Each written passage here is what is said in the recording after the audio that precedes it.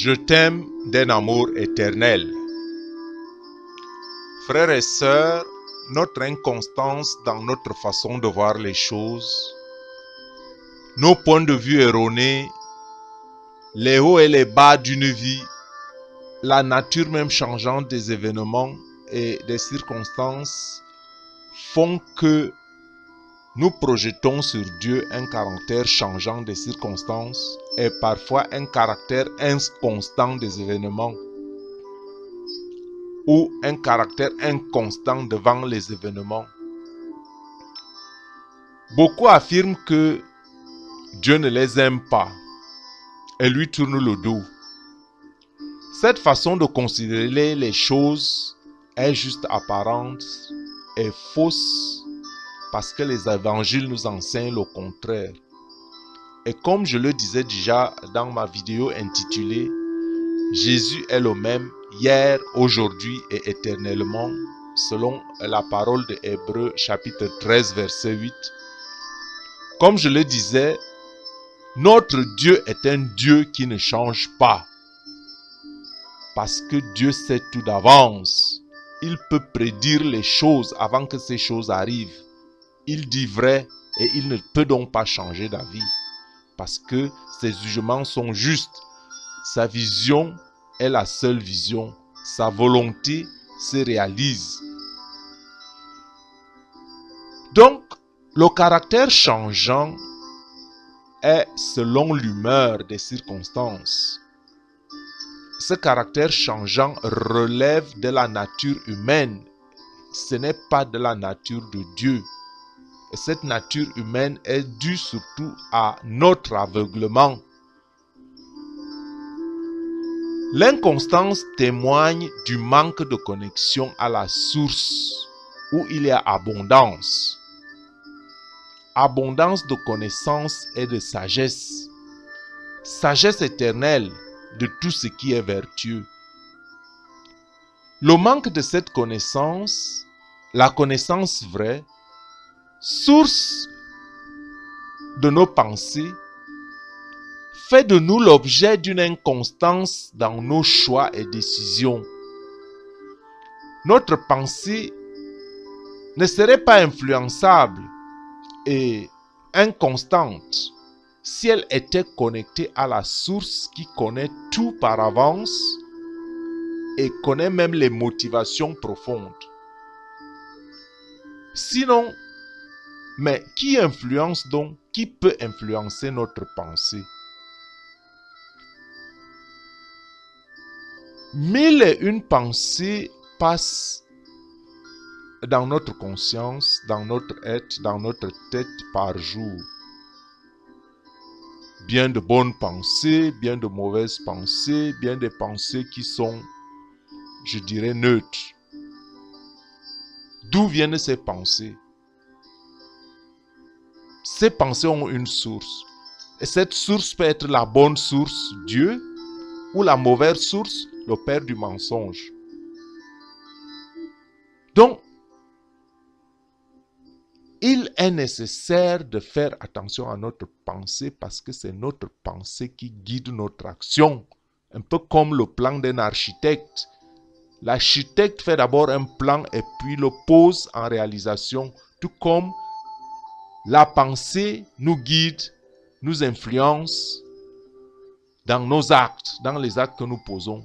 De même que cette pensée est influencée soit par la pensée positive qui vient de Dieu, soit la pensée des forces du mal, qui est le père du mensonge. Donc, frères et sœurs, ne vous laissez pas influencer par le monde si vous êtes convaincus de ce qui est vrai. Si vous êtes dans le vrai, n'ayez pas peur d'agir selon votre pensée, selon ce qui est vrai.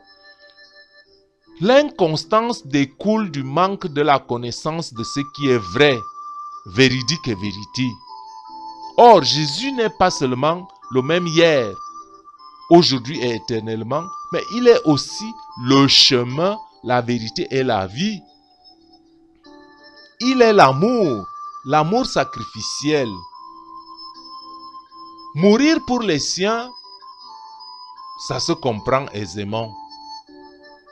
Mais mourir pour les pécheurs, mourir pour les gens qui vous repoussent, mourir pour les gens qui vous tournent le dos, c'est difficile à comprendre.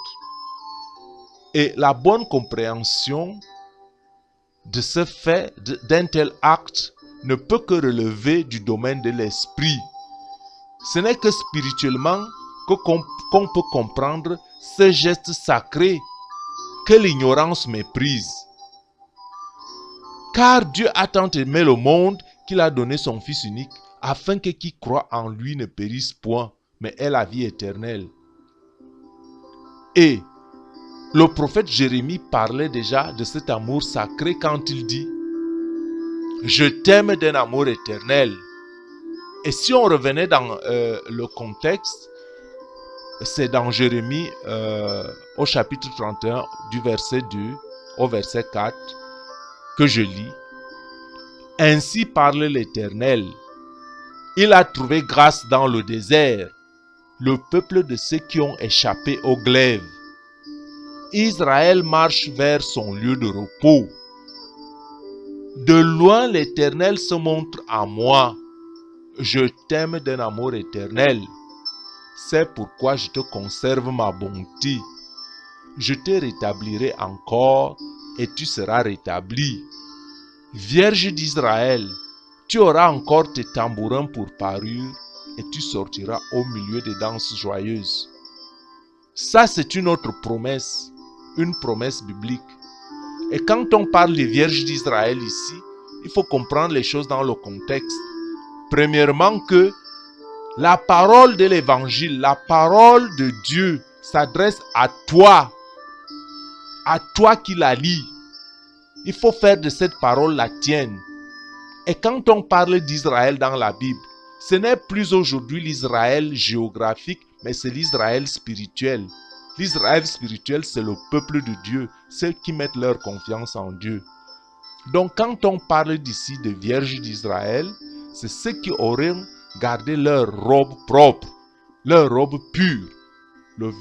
La vierge est le signe de la pureté.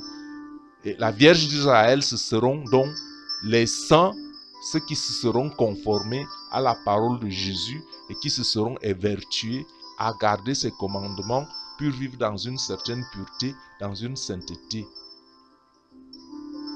Et on dit ici, Israël marche vers son lieu de repos, c'est-à-dire symboliquement, nous les chrétiens, ceux qui s'adonnent à Dieu, marche vers la vie éternelle, le lieu de repos qui commencera par le règne de Christ sur terre. Un règne de 1000 ans. Donc, quand Jérémie parle de cet amour, c'est à toi qu'il s'adresse, que Dieu t'aime d'un amour éternel. Un amour qui ne dépend pas de tes performances, si tu acceptes Jésus comme ton sauveur personnel. Le verset de Jean 3,16 nous rassure que quiconque croit au Fils ne périra point, mais aura la vie éternelle. Le verset dit quiconque croit. Or, croire relève du domaine de la foi et non du domaine de la connaissance. Même si parfois, la connaissance, on parle de la connaissance spirituelle. C'est juste un jeu de mots. La vraie connaissance, c'est la foi, c'est-à-dire reconnaître, accepter et aimer Jésus. Or, aimer Jésus, c'est suivre ses commandements. Comme lui-même il le dit en Jean 14, 15. Si vous m'aimez, gardez mes commandements. Donc, celui qui a mes commandements et qui les garde, dit Jésus, c'est celui qui m'aime. Et celui qui m'aime sera aimé de mon Père. Je l'aimerai et je me ferai connaître à lui. Donc, celui qui ne garde pas la parole de Dieu n'aime pas Dieu. Celui qui ne m'aime pas ne garde pas mes paroles. Et frères et sœurs, Qu'est-ce que l'amour? Quel amour sans obéissance?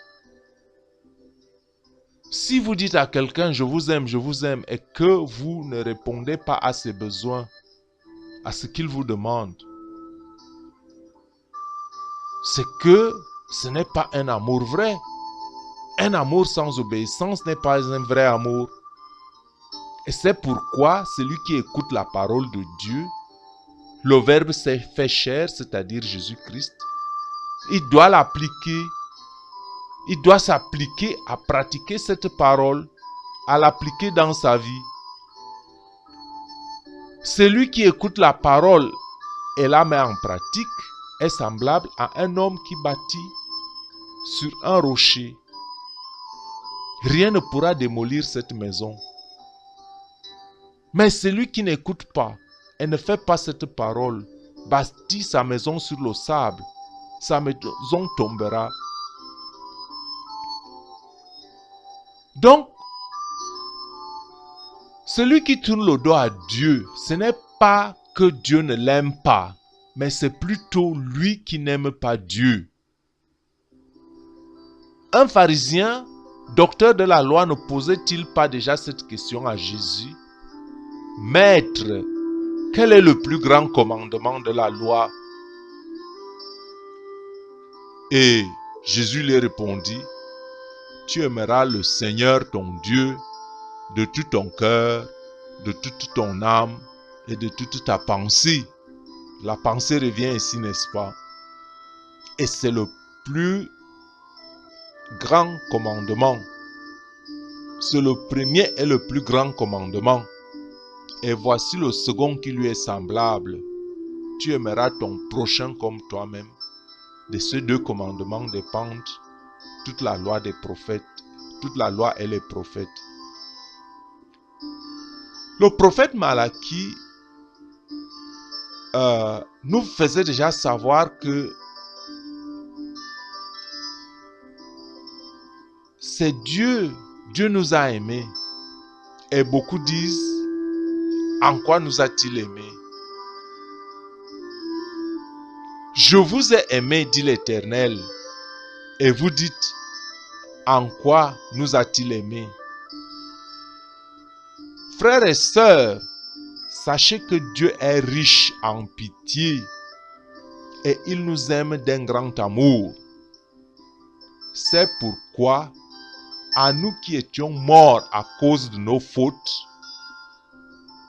il nous donne la vie avec le Christ. Oui, frères et sœurs, tu es sauvé par la grâce, par la bonté de Dieu.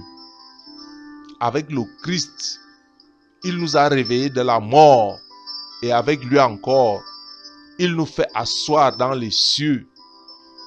Ainsi, en nous montrant sa bonté, pour nous dans le Christ Jésus, Dieu a voulu nous prouver pour toujours la richesse extraordinaire de ses bienfaits.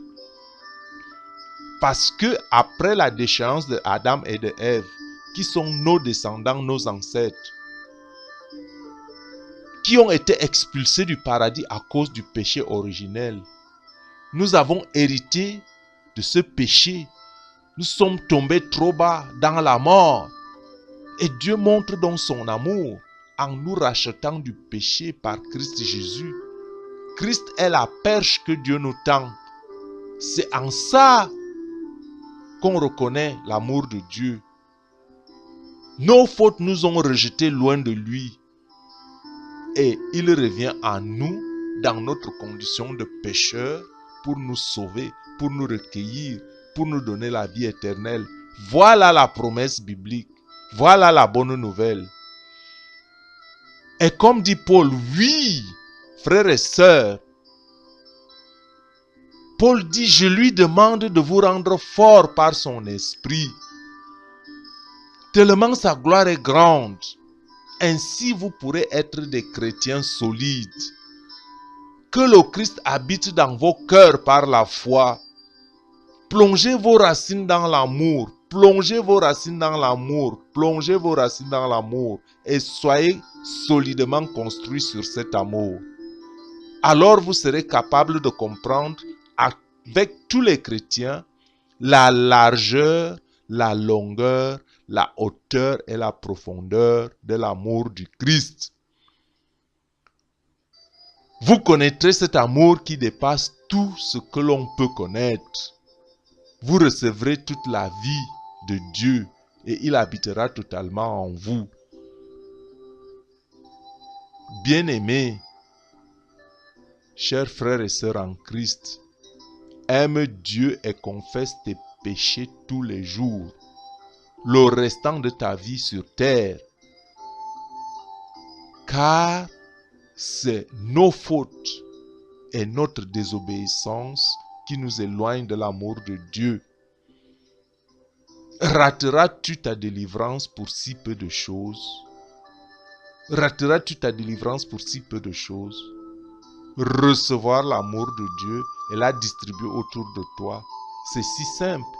Reçois l'amour de Dieu et distribue-la autour de toi, et tu seras alors une petite lumière dans ce monde de ténèbres. Et ta récompense sera grande lorsque Jésus-Christ apparaîtra, le juste juge. Sois béni.